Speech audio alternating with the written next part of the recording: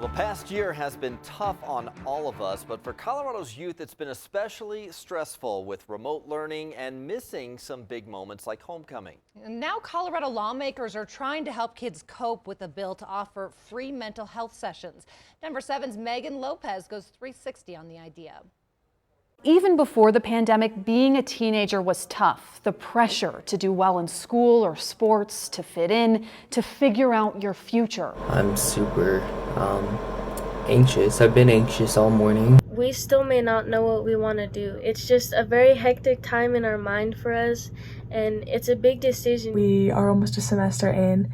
We haven't had a single normal day. Just end up spending a lot of time alone and just playing video games, doing whatever. I just started to lose motivation in myself, lose motivation in my academics. I just was missing my friends a lot, and I had lost hope in school ever going back into session. Colorado lawmakers want to help kids learn how to cope with that stress, so they're debating a bill that would offer anyone in the state under the age of 18 a free mental health assessment and 3 free therapy sessions. In this Denver 7 360, you'll hear from the bill's co-sponsor, the Office of Behavioral Health, a student, and a school district on the challenges of tackling mental health.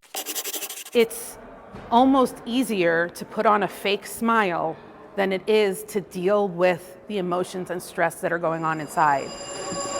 If there's anyone who knows about the stress kids face, it's Representative Daphne Michelson-Janae. Sometimes that means depression is kept to themselves. Her son attempted suicide several years ago at just 9 years old. Since then, it's been her mission to help. Everybody needs a little help sometimes. Over the past year, Children's Hospital Colorado has seen an increase in kids coming to psychiatric ERs with thoughts of suicide. There's also been an increase in calls to crisis centers. My big idea was I want every single kid in Colorado that is school-aged to get a screening. And the governor's office came back and said, I'll do you one better.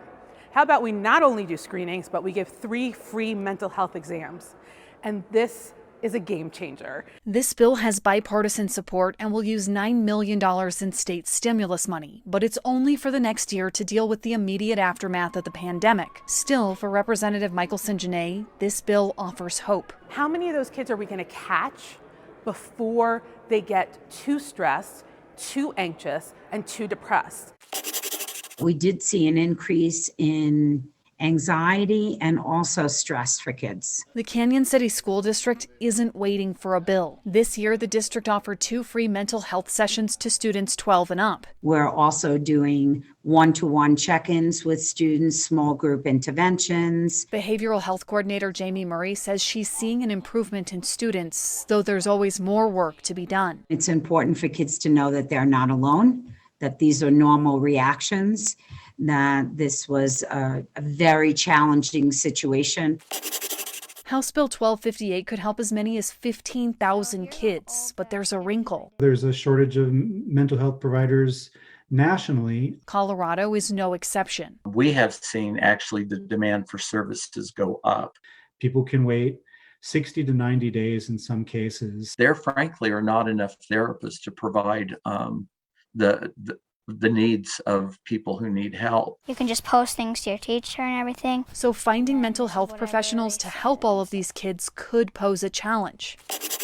This is going to be an undertaking. Where Robert Worthwine comes in. He's the director of the state's Office of Behavioral Health. 3 sessions could do a lot for a lot of people. If this bill passes, it will be his job to implement it. We're going to have to actively recruit providers. We're going to go out there.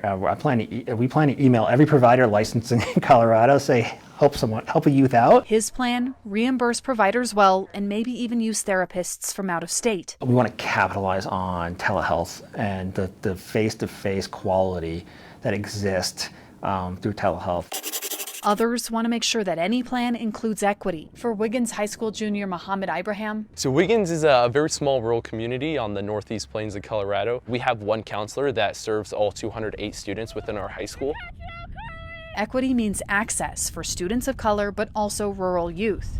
In parts of rural Colorado, there are no therapists at all, meaning telehealth is the only option. If we just had access to telehealth, I really don't think it'd benefit us. There's so much value gained out of really talking to a person and being able to share those issues. As someone of Muslim faith, Ibrahim also wants to talk to someone who can understand his experiences. If I'm talking to someone that's unaware of my culture, unaware of how I was raised, and those values that were instilled in me from when I was very young, I don't feel that person could help me at all. If anything, they could possibly contribute to the issue. So another potential challenge for the state is finding a diverse group of therapists.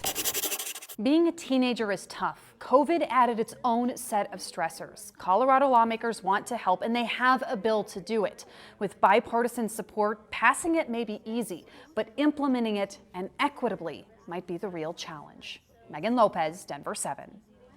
The mental health programs would be completely voluntary, and the state says if it has extra funding, it might pay for extra sessions. So what do you think about how to help address student mental health needs? You can send us your thoughts to 360@thedenverchannel.com.